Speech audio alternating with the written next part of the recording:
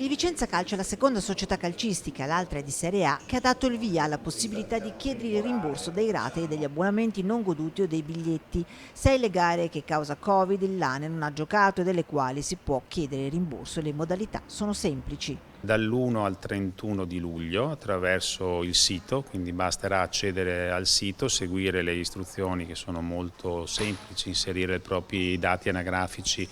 e i dati del proprio abbonamento e riceveranno una mail con un voucher di pari importo che potranno spendere in abbonamenti quando e se verranno riaperti